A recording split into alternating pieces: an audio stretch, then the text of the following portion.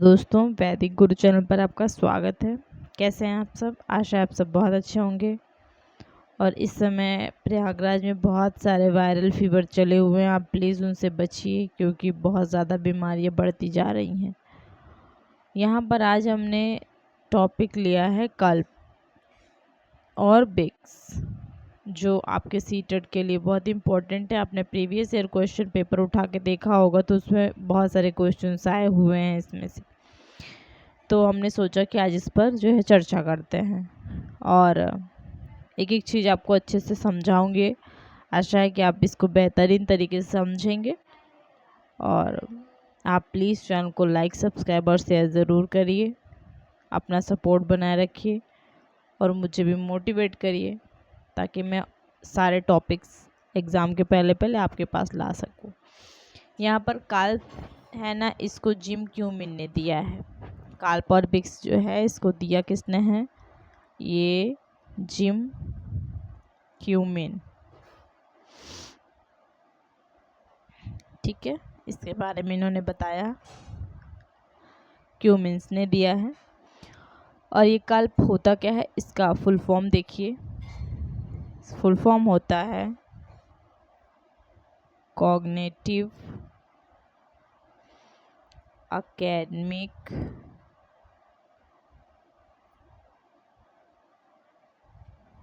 Language proficiency.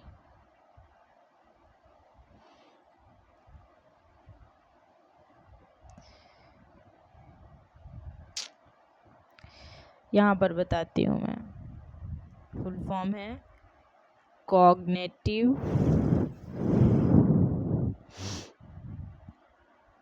Academic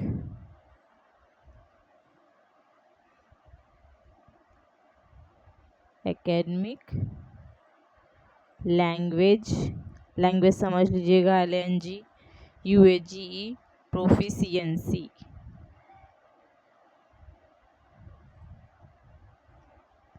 ठीक है, इसको जो है आप संज्ञानात्मक शैक्षणिक भाषा प्रवीणता बोलते हैं। ठीक है, ज्ञानात्मक शैक्षणिक भाषा निपुणता भी आप इसको बोल सकते हैं। अकादमिक दक्षता भी बोल सकते हैं आप इसको। ठीक है, ये सारे जो है एग्ज़ाम में आए हुए हैं। ये इसको कई तरह से आप हिंदी में बोल सकते हैं। अकादमिक भाषा दक्षता भी बोल सकते हैं। ठीक है, ये होता क्या है, इसमें कह रहे हैं कि यह एक औपचारिक शैक्षणिक संदर्भों में भाषा का उपयोग करने की क्षमता है। काल्प में उच्च क्रम सोच कौशल जैसे विश्लेषण, संश्लेषण और मूल्यांकन शामिल, जो अकादमिक कार्य जैसे कि पुस्तक समीक्षा लिखना या सारांश लिखना के लिए आवश्यक हैं। देखिए, इसमें होता क्या है, जैसे आप कोई चीज़ औपचारिक तरीके से करते हो, ठीक है, उसको क्या कहते हैं? काल्प बोलते हैं। कॉग्निटिव एकेडमिक लैंग्वेज प्रोफिशिएंसी बोलते हैं। जैसे कि एक न्यूज़ एंकर हो गया, ठीक है, ऑफिसेज में बोली जाने वाली भाषा, स्कूल के अंदर बोली जाने वाली भाषा, तो वहाँ पे एक दायरा होता है ना कि आप कुछ भी नहीं बोल सकते हो। लिमिटेड चीज़ें होती हैं, आप ऐसे मतलब फालतू की चीज़ें नहीं बोल सकते हो। ठीक है, एक आचरण में रहते हुए आदर के साथ रिस्पेक्टफुल वाली लैंग्वेज आप उसमें बोलते हो, तो यही काल्प हो जाता है। अब इससे रिलेटेड क्वेश्चन कैसे आते हैं, और जैसा कि इसमें बताया है कि आप इसमें विश्लेषण, संश्लेषण, मूल्यांकन, टिप्पणी भी कर सकते हो। ठीक है, अपना तर्क रख सकते हो, समस्या समाधान कर सकते हो, ये सारी चीज़ें आप इसमें कर सकते हो।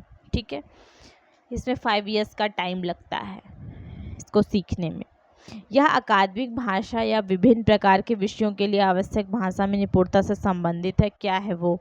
अंतर्भाषा निपुणता है, बुनियादी अंतर्वैयक्तिक संप्रेषण कौशल है, संप्रेषणात्मक भाषा निपुणता, संज्ञानात्मक अकादमिक भाषा निपुणता है। तो ये क्या है, कह रहे हैं कि विभिन्न प्रकार के विषयों के लिए आवश्यक भाषा में निपुणता, जो सब्जेक्ट ओरिएंटेड चीज़ें होती हैं उसके लिए जो इम्पोर्टेंट है, उसमें जब आप निपुण होते हो उसके लिए आप जो है ये 4th ऑप्शन राइट करोगे कि संज्ञानात्मक अकादमिक भाषा निपुणता। ठीक, ये काल्प आपका राइट आंसर हो जाएगा। नेक्स्ट, संस्कृत में कैसे पूछते हैं, यही सेम क्वेश्चन देखिए। नैन शैक्षणिक भाषायाम अथवा विविध पाठ्य विषयक भाषायाम प्रवीण्यम प्रति संकेतम क्रियते।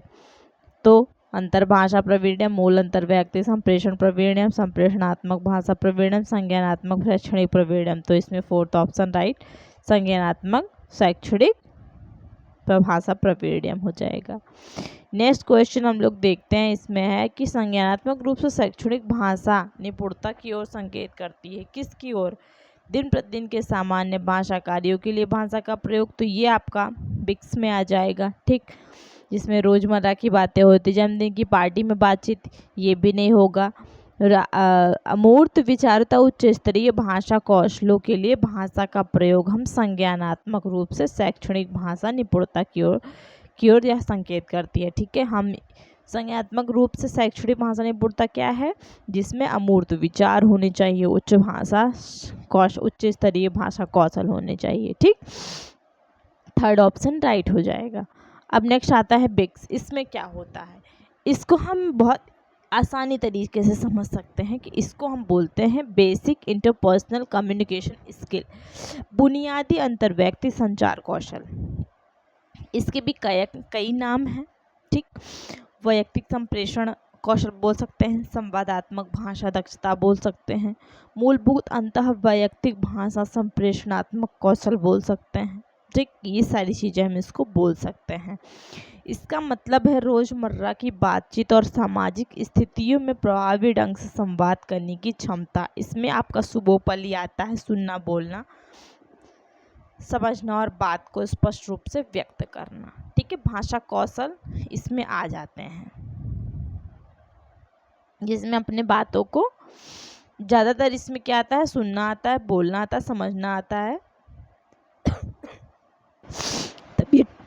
तबीयत थोड़ी लूज़ है मेरी, फिर भी मैं कोशिश कर रही हूँ कि आपके पास जो है ये सारी चीज़ें पहुँच जाएं, ताकि जो है आपके पढ़ाई में बिल्कुल भी प्रॉब्लम ना हो पाए।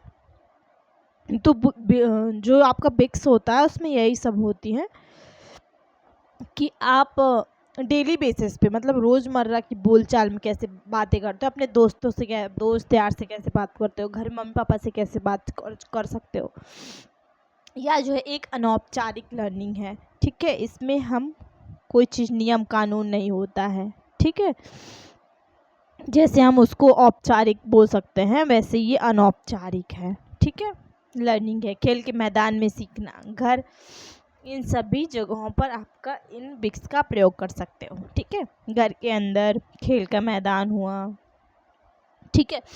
अपने दोस्तों से बात करते तो उसमें कोई लिमिटेशन होती है, कुछ भी बोल सकते हो, कुछ भी कह सकते हो, मतलब बिक्स में क्या होता है कि आप कुछ भी बोल सकते हो। क्वेश्चन देखते हैं, वह भाषा क्या है जिसका प्रयोग हम दिन प्रतिदिन के लिए आमने सामने की अंतःक्रिया के लिए करते हैं? तो इसमें जो है आपका क्या संज्ञानात्मक आदमी भाषा निपुणता हो जाएगी? नहीं, बुनियादी अंतर्वैयक्तिक संप्रेषण कौशल हो जाएगा, ठीक, ये राइट हो जाएगा। लिखना इसमें नहीं आता है, इसमें ज़्यादातर आपका बोलना, समझना, सुनना और अपनी बात को स्पष्ट करना आता है, ठीक है। नेक्स्ट क्वेश्चन है कि बुनियादी अंतर्वैयक्तिक संप्रेषणात्मक कौशल समुन्नत करने के लिए कौन सी गतिविधि होनी चाहिए?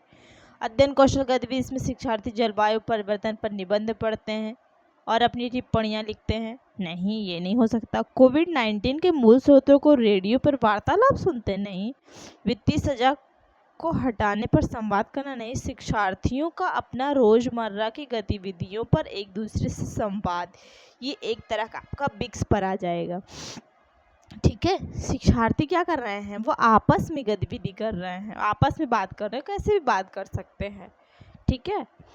तो ये जो है आपका 4 ऑप्शन राइट हो जाएगा, ये आपका बिक्स के अंतर्गत है। लेकिन अगर तर्क करना हो गया, टीचर के साथ तर्क करना हो गया, टीचर से रिलेटेड कुछ हो गया, ठीक है, समस्या समाधान करना हो गया, तो ये आपका कल्प में आ जाएगा।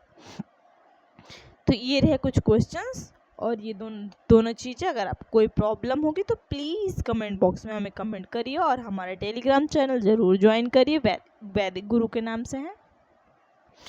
आपसे मैं उसमें भी क्वेश्चंस डालना शुरू करूँगी, आप प्लीज़ उसको ज्वाइन करिए और अपना सपोर्ट बनाए रखिए और वैदिक गुरु चैनल को लाइक, सब्सक्राइब और शेयर ज़रूर करें। धन्यवाद।